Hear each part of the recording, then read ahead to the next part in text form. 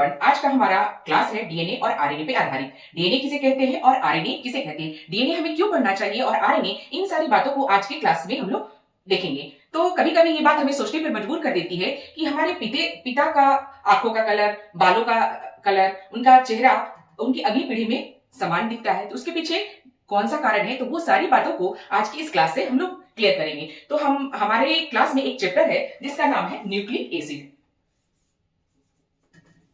Nucleic acid, जिसको हिंदी में केंद्रक अम्ल भी कहते हैं, केंद्रक अम्ल।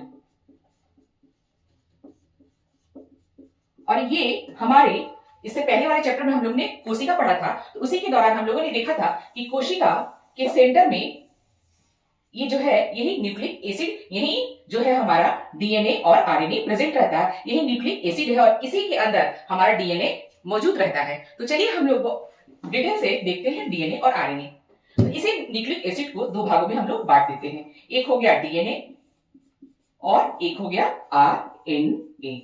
इसका फुल फॉर्म होता है डीऑक्सीराइबोस न्यूक्लिक एसिड और आरएनए का होता है राइबोस न्यूक्लिक एसिड। इसका होता है डीऑक्सीराइबो न्यूक्लिक एसिड और इसका होता है राइबो न्यूक्लिक एसिड।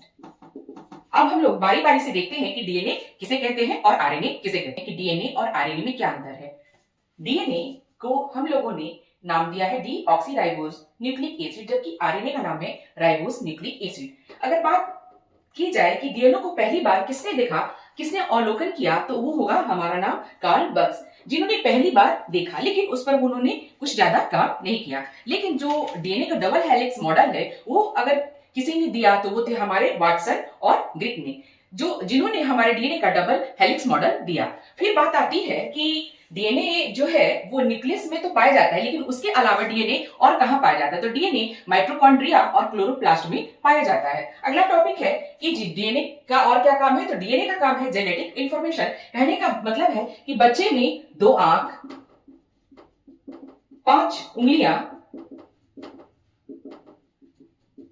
ये सारे चीज का इंफॉर्मेशन कौन देता है, तो ये हमारे डीएनए में होता है। लेकिन कभी कभी डीएनए में गलत इंफॉर्मेशन के चलते कभी कभी कुछ वैसे बच्चे ऐसे पैदा हो जाते हैं जिनके 3 आंख, 6 उंगलियां या फिर बहुत उनकी पूंछ निकल जाती है, वो गलत इंफॉर्मेशन के चलते होता है। तो डीएनए जेनेटिक इंफॉर्मेशन देता है। पहली बार देखने वाले थे उनके कार्ल बक्स और डबल हेलिक्स मॉडल दिए थे वाटसन और ग्रिक ने, और डीएनए न्यूक्लियस के अलावा माइटोकॉन्ड्रिया और क्लोरोप्लास्ट में प्रेजेंट। देखते हैं कि डीएनए कहां पाया जाता है। तो हमारे शरीर में असंख्य कोशिकाएं होती हैं, उनमें से हम लोग एक कोशिका लेकर उसको देखते हैं और उसके अंदर हम लोग पाते हैं कि हमारे न्यूक्लियस में क्रोमोसोम होता है और क्रोमोसोम की संख्या, क्रोमोसोम्स, इसको हिंदी में गुणसूत्र बोलते हैं, गुणसूत्र, इसकी संख्या 46 होती है। और अगर जोड़े की बात की जाए तो ये 23 जोड़े में होते हैं। क्रोमोसोम को जब हम लोग और थोड़ा सा खोल के देखें तो ये हुआ हमारा डीएनए। डीएनए को थोड़ा सा और हम लोग खोले तो ये हमारा हो गया जीन, और हमारे इसके बीच की दूरी होती है 34 एंगस्ट्रॉम। तो कहने का मतलब कि हमारे शरीर में अनेक कोशिकाएं होती हैं, उन कोशिकाओं में से एक कोशिका को लेकर जब हमने प्रयोग किया तो पाया कि उसके अंदर जो क्रोमोसोम्स होता है, जिसकी संख्या 46 होती है और जोड़े में 23 होता है, जब हम लोग उसको और तोड़ के देखे तो पाए हम लोग यहाँ उस क्रोमोसोम्स को जब तोड़े तो हम लोग डीएनए पाए, डीएनए को थोड़ा सा और आगे बढ़ाए तो हम लोग उसमें जीन पाए। और ये जो हमारा इसका स्ट्रक्चर है, इसके बीच की दूरी होती है 34 एंगस्ट्रॉम। अब आगे ये बात होता है कि ये जो हमारा डबल हेलिक्स स्ट्रक्चर है, तो जो ये बाहरी दीवार है उसको बोलते हैं हम लोग न्यूक्लियोटाइड, और जो ये बीच वाली दीवार है उसको हम लोग बोलते हैं क्रोमोटिन। अब इसको हम लोग आगे देखते हैं कि ये क्या होता है।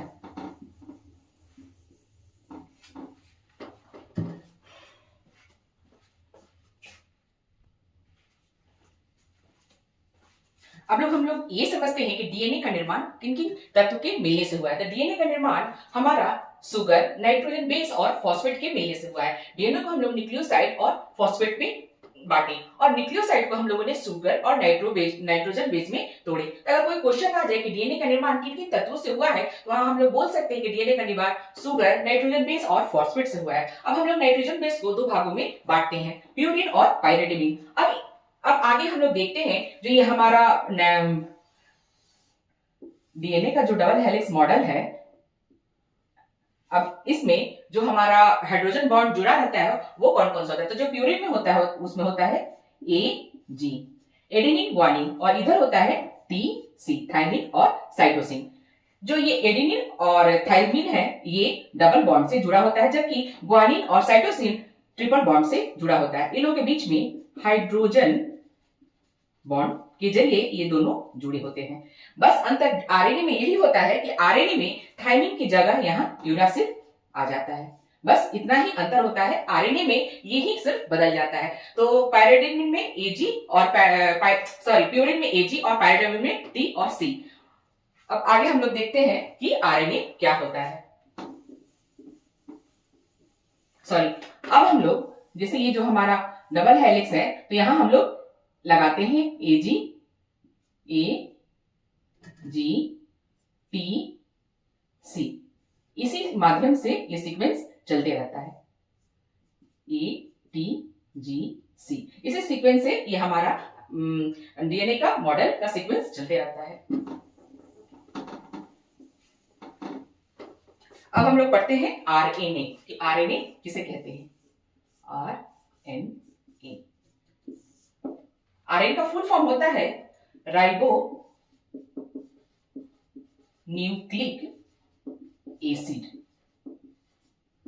अब हम लोग देखते हैं कि आरएनए क्या होता है और उसका क्या फंक्शन होता है। हम लोग देखते हैं कि आरएनए किसे कहते हैं। तो आरएनए का फुल फॉर्म होता है राइबो न्यूक्लिक एसिड, और इसका बेस होता है एडेनिन, यूरेसिल, ग्वानिन और साइटोसिन। सिर्फ आरएनए में यहाँ टी होता है और डीएनए में यहाँ टी होता है और आरएनए में वो टी बदल के यू का रूप ले लेता है, और जो बॉन्ड उसमें होता है जैसे ये दोनों डबल बॉन्ड से और ये दोनों ट्रिपल बॉन्ड से जुड़े होते हैं। अब आगे देखते हैं कि जो आरएनए की संरचना होती है वो सिंगल, डीएनए डबल था और ये सिंगल होता है, ये सिंगल हेलिक्स संरचना होती है आरएनए की।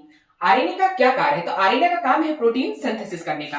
प्रोटीन सिंथेसिस करने का मतलब होता है कि हमारे शरीर में 20 ऐसे अमीनो एसिड की आवश्यकता होती है और 20 अमीनो एसिड के मिलने से एक प्रोटीन का निर्माण होता है। 20 अमीनो एसिड में से 10 अमीनो एसिड हमारा शरीर खुद ही उसकी क्षतिपूर्ति कर देता है, लेकिन 10 अमीनो एसिड हमें अपने बाहर से किसी न किसी सोर्स के माध्यम से इनटेक करना होता है। तो अमीनो एसिड 10 हमारा बॉडी बनाता है और 10 हमें खाने फूड के जरिए हमें लेना होता है। अब हम लोग देखते हैं कि mRNA, tRNA और rRNA किसे कहते हैं।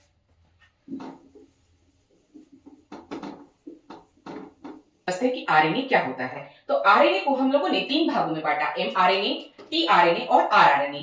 जो ये पहला लेटर है इसका ये तीनों स्मॉल लेटर में ही रहेगा। mRNA जिसको हम लोग मैसेंजर बोलते हैं, tRNA जिसे ट्रांसफर आरएनए बोलते हैं और R मतलब राइबोसोम। कहने का मतलब ये हुआ कि mRNA का काम है हमारे जो हम लोग फूड लेते हैं और उसमें जो हमारे 10 एमिनो एसिड हमारे शरीर में जो पहुंचते हैं तो उनकी पहचान करता है mRNA, वो खड़ा होकर उसकी पहचान करता है। tRNA क्या करता है, उसको एक स्थान से लेकर दूसरी स्थान पर ले जाने का काम tRNA करता है और RNA निर्माण का कार्य करता है। कहने का मतलब ये हुआ दैनिक जीवन में हम लोग ये एग्जाम्पल दे सकते हैं कि जैसे mRNA एक गेटकीपर का काम करता है कि कौन स्कूल का गेटकीपर है कि कौन इस स्कूल के बच्चे हैं, और tRNA क्या करता है उन बच्चों को लेकर आगे बढ़ाता है और RNA में उन बच्चों का क्या होता है, निर्माण होता है, मतलब वो कक्षा में उनको फिर से एक नए व्यक्तित्व के रूप में निर्माण किया जाता है। तो इसी प्रकार हमारा प्रोटीन का निर्माण होता है। mRNA पहचान करता है, tRNA परिवहन का काम करता है और rRNA उसका प्रोटीन सिंथेसिस मतलब प्रोटीन का निर्माण करता है। अब यहाँ एक टॉपिक है रिप्लिकेशन। रिप्लिकेशन क्या होता है,